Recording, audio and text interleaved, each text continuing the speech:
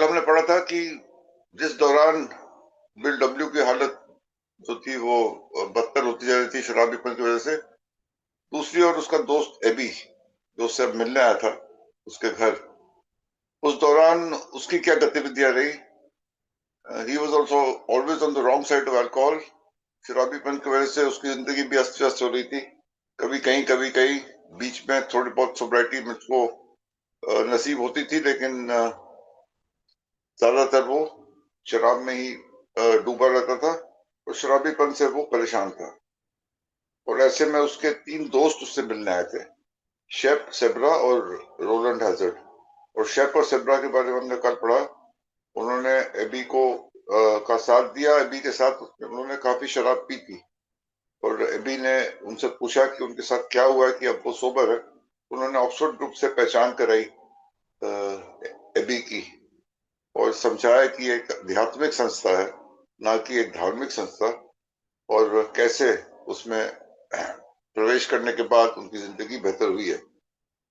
लेकिन Rowland hazard की बात करते हुए, जहां हमको कल मुकेश जी ने छोड़ा था, it was the experience of Abies third visitor, Roland H, Roland Hazard, that made the deepest impression of Ebby. सबसे ज्यादा एबी प्रभावित हुआ रोलैंड हैजर्ड से। राजकुमार जी, मेरी आवाज ठीक से आ रही है ना आज?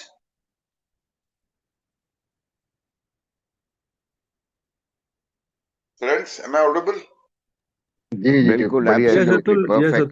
जी हाँ, जी हाँ। एक्सेलेंट। राइट। तो वो कह रहा है कि जो it was the experience of Abies third visitor, Roland Hazard, that made the deepest impression on AB. तो एक शराबी जो है ना, वो हम लाइफ स्टोरी सुनते हैं, लेकिन किसी एक शराबी से जो हमें मीटिंग में मिलता है, स्पेशली एज ए न्यू कमर, उससे हम कुछ ज्यादा ही प्रभावित होते हैं।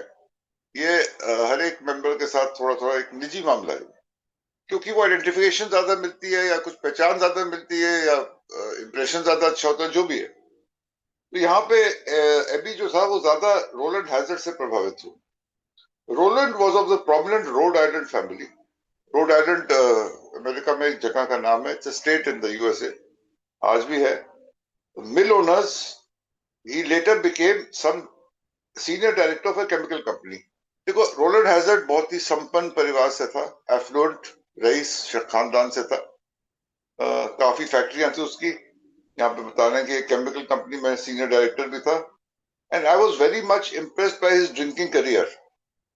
देखो, एक शराबी किसी शराबी के ड्रिंकिंग करियर से इम्प्रेस हो रहा है। इम्प्रेस का क्या मतलब होता है कि मतलब वो जितनी शान और शौकत से शराब पीता था, कौन सी शराब पीता था, किस ढंग से शराब पीता था, किस किस के साथ शराब पीता था। तो ये एक शराबी ना दूसरी शराबी में ये चीज किसी हद तक अप्रिशिएट करता है। तो उस लिहाज से, नहीं तो ड्रिंकिंग करियर में अप्रिशिएट करने वाली क्या बात है? हाँ? मैं भी शराब पी रहा हूँ और सामने वाले भी शराब पी रहा है, दोनों जो है पावरलेस है, होपलेस है, हेल्पलेस है। दोनों का रॉक बॉटम आ रहा है, दोनों की जिंदगी अस्त व्यस्त हो गई है। क्या एक दूसरे से एक शराबी इंप्रेस होगा? लेकिन ये इंप्रेस किया था क्योंकि जिस हिसाब से वो शराब पी रहा था, कौन सी शराब पी रहा था, घूम घूम के शराब पी रहा था, कैसी संगत में पी रहा था, इंप्रेस था अभी।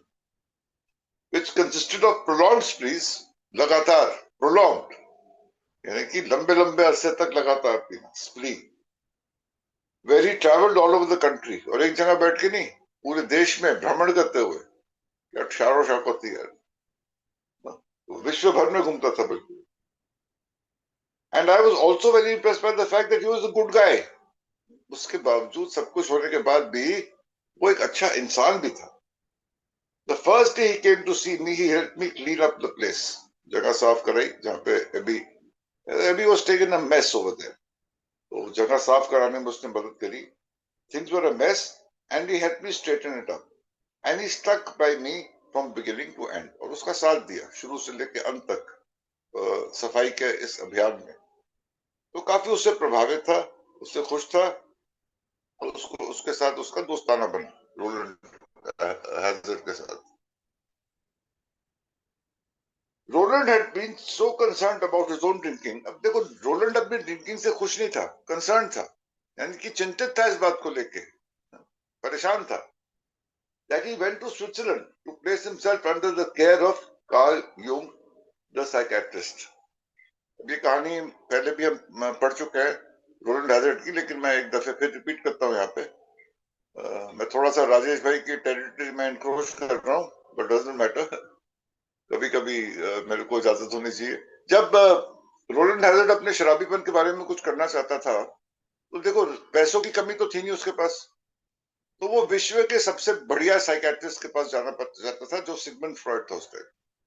तो उसके पास गया वो, तो उसने कहा था कि भाई मैं बहुत बिजी हूँ आजकल, मैंने पेशेंट देखना बंद कर दिया। कहानी वहां खत्म हो गई।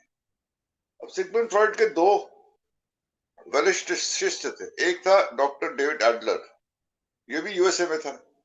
वो डॉक्टर एडलर के पास गया, एडलर भी बिजी था, कहता है मेरी जो अपॉइंटमेंट लिस्ट है भरी हुई है, मैं आपकी कोई सेवा नहीं कर सकता हूँ, सॉरी। और तीसरे नंबर का साइकेट्रिस्ट विश्व का था डॉक्टर कार्ल यूंग, जो यहाँ नहीं था यूएसए में, वो बैठा था स्विट्जरलैंड में, वहां काम कर रहा था। जैसे कि मैंने कहा, कोई पैसों की कमी तो थी नहीं, ना पहुंच की। हर एक चीज उपलब्ध थी रॉडलैंड हैजर्ड के पास। वो स्विट्जरलैंड चला गया, जहां पे उसको डॉक्टर कार्ल यूंग के साथ अपॉइंटमेंट मिले। और कार्ल यूंग ने कहा कि तेरे साथ काम करना पड़ेगा मेरे को काफी लंबे अरसे तक, 1 साल तक यहीं रहो, और हर एक हफ्ते में एक बार मैं तुमको टाइम दूंगा, और तुम अपने ऊपर काम करना, मैं तुम्हारे ऊपर काम करूंगा, तुम्हें ठीक करने की कोशिश करेंगे। तो रोहन हैदर साहब स्विट्जरलैंड शिफ्ट कर गए, वहां उन्होंने एक अपार्टमेंट लिया, वहां रहे, और हफ्ते में एक बार जाके पूरे 1 साल तक उन्होंने ट्रीटमेंट ली डॉक्टर कार्ल यूंग की। अगर वो डेविड एडलर के पास चले जाते या सिगमंड फ्रॉइड के साथ चले जाते, तो दोस्तों आज ये नहीं होता, क्योंकि उन दोनों के पास आध्यात्मिकता के बारे में कुछ प्रस्तुत करने का, या वो जो बेसिक आइडिया था, वो नहीं था उनके पास। कार्ल यूंग के पास था। भगवान कैसे अपने रहस्यमय तरीकों से, जैसे कि हम शुरू से पढ़ते आ रहे हैं, कैसे कैसे इंसानों को पृथ्वी पर उतारता है, क्योंकि वो भगवान खुद विचलित था कि शराबीपन से लोग मर रहे हैं। उसके बारे में भगवान कुछ करना चाहता था, तो लोगों को उसने धरती पे जो उतारा है, उसमें से डॉक्टर कार्ल यूंग एक है। और अगर चला जाता वो उन दोनों के पास, तो वो मकसद जो ईश्वर का था हमारे सुधार और हमारे उपचार का, वो शायद आज पूरा नहीं होता। तो डॉक्टर कार्ल यूंग को उन्होंने प्लेस किया ईश्वर। खैर, रोडन हैजर्ड कार्ल यूंग के पास जब गए, he was treated by Carl Jung for about a year, but when he left Jung, he soon got drunk. ये भी हमने पढ़ा हुआ है कि वो उसके पास गए, एक पूरे साल तक उन्होंने अपना उपचार कराया, लेकिन 1 साल होते पूरा होते ही जब वो बाहर निकले वापस अमेरिका की तरफ आने के लिए, वो शायद ट्रेन में ही पी गए। He relapsed almost immediately. He returned to Carl Jung for further treatment, but was told that it would be useless. देखो डॉक्टर की ह्यूमिलिटी देखो, यहाँ पे गौर करने वाली बात है। ज्यादातर क्या होता है, एक मरीज एक डॉक्टर के पास जाता है, उसका उपचार कराता है अपना, साल 1.5 साल 6 महीने जो भी अरसा होता है, और उसका अगर बीमारी ठीक नहीं होती है, बीमारी में रिलैप्स, देखो रिलैप्स किसी भी बीमारी में हो सकता है, सिर्फ शराबीपन में रिलैप्स नहीं होता है। Every disease is prone to relapse. कोई भी बीमारी होती है उसमें रिलैप्स हो सकता है। और रिलैप्स के बाद अगर दोबारा से डॉक्टर के पास गया वो कि भैया मेरे को रिलैप्स हो गया, मेरे को अब मैं क्या करूं, तो एक डॉक्टर कहेगा कोई बात नहीं, दोबारा से इलाज शुरू करते हैं, आ जाओ, 1 साल और हो स्विट्जरलैंड में, इतनी मेरी मेरी फीस तुम्हें पता ही है, दोबारा से 1 साल के लिए आओ, दोबारा से तुम्हारा उपचार और सुधार करने की कोशिश करेंगे। पैसा तो बन रहा था उसका, ये उसका पेशा था। लेकिन नहीं, over here we have to marvel and appreciate the humility of Dr. Kali. उस आदमी में कितनी एक ईमानदारी थी। उसने रोलैंड हैजर्ड से सीधा बोल दिया, he returned to Jung for further treatment but was told it would be useless. कोई फायदा नहीं होगा। In Jung's opinion, the only thing that could help free Roland from his addiction was a spiritual awakening. हमने big book there is a solution ही पढ़ा है। यहाँ पे आके डॉक्टर यंग ने साफ बोल दिया रोलैंड हैजर्ड से कि तुम्हारे जैसे शराबी का कुछ नहीं हो सकता, तुम 1 साल इलाज कराने के बाद तुम्हारा रिलैप्स हुआ है, तुम 1 साल और कराओगे, कुछ नहीं होना है तुम्हारा। अगर उपचार, अगर तुम्हारा सुधार होना है, तो एक ही चीज से हो सकता है, वो है एक आध्यात्मिक अनुभव से। आध्यात्मिक जागृति से। When Roland protested that he already believed in God, Jung replied that belief was not enough. तो ईश्वर में तुम विश्वास करता हूँ, धार्मिक हूँ, चर्च जाता हूँ। तो कार्ल जुंग ने साफ उसको बता दिया कि जो तुम ईश्वर में विश्वास रखते हो, चर्च जाते हो, धार्मिक हो, ये पर्याप्त नहीं है तुम्हारे उपचार के लिए। वो इन चीजों से वो आध्यात्मिक जागृति प्राप्त नहीं होगी।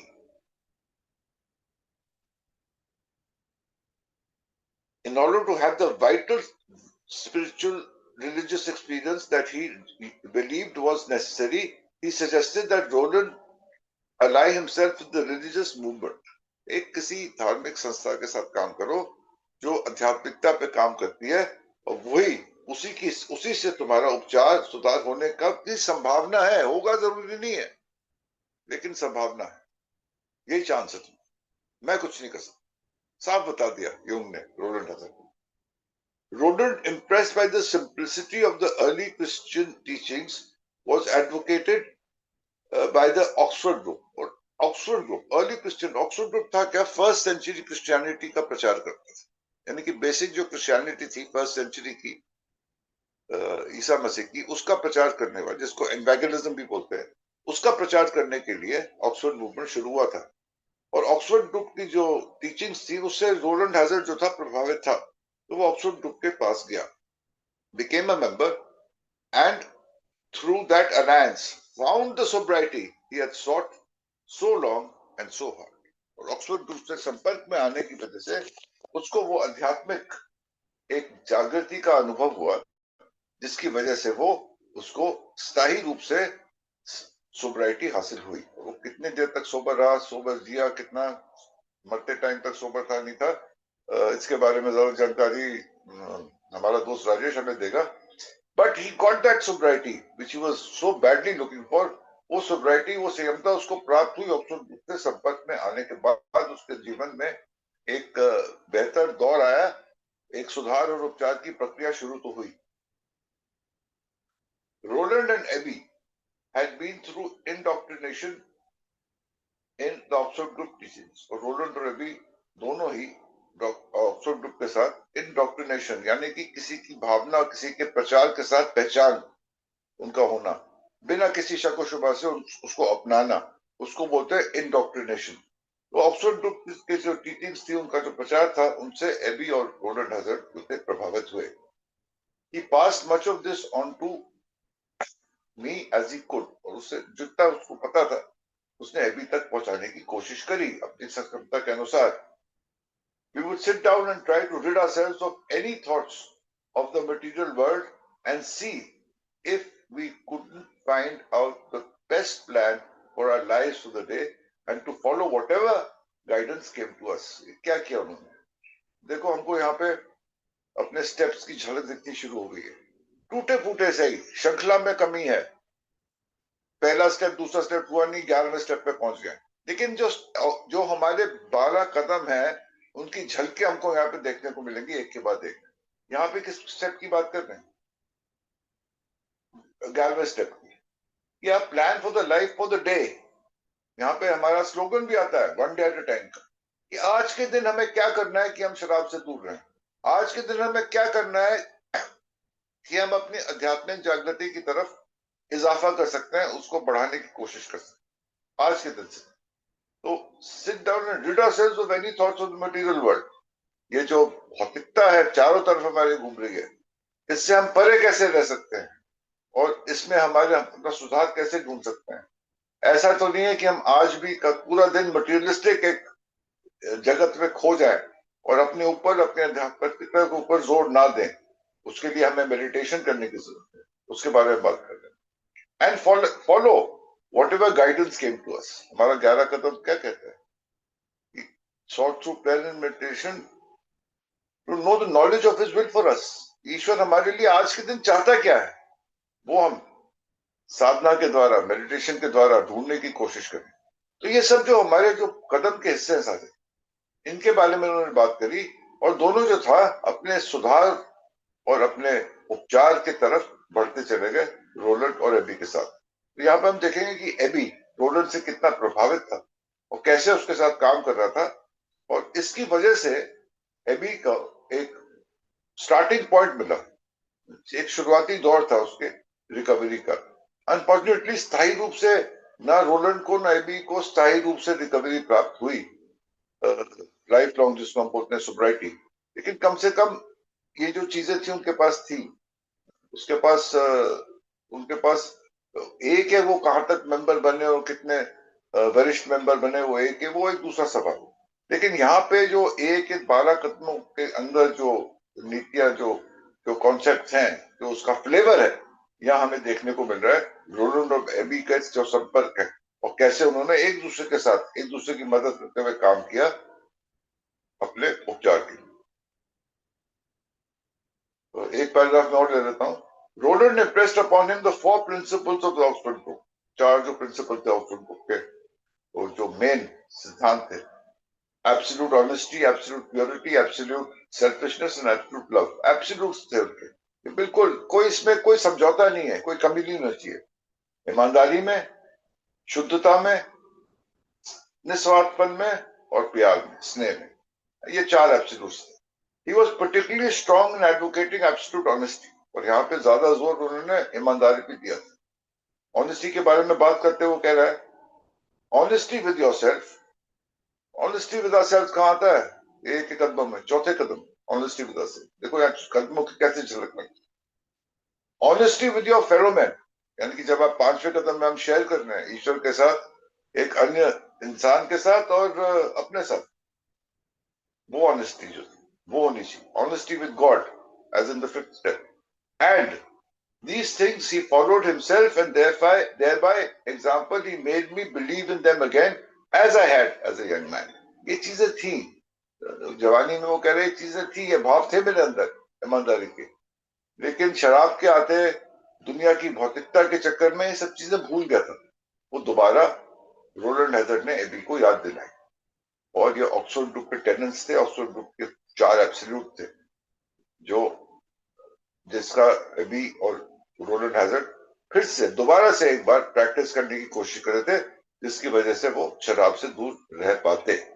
ये जो रोलैंड हैजर्ड और एबी का संपर्क था, कैसे वो एक दूसरे के साथ मिले, कैसे उन्होंने एक दूसरे का उपचार में खासतौर से रोलैंड हैजर्ड ने एबी को का ध्यान दिया। तो ये कहानी देखो सुना रहा है एबी बिल को, क्योंकि बिल जानना चाहता था कि एबी के साथ ऐसा क्या हुआ कि आज वो शराब से दूर है, ग्लोइंग आइड है, फ्रेश स्किन्ड है, बैठा हुआ है उसके साथ, लेकिन उसकी जिन शेयर नहीं कर रहा है।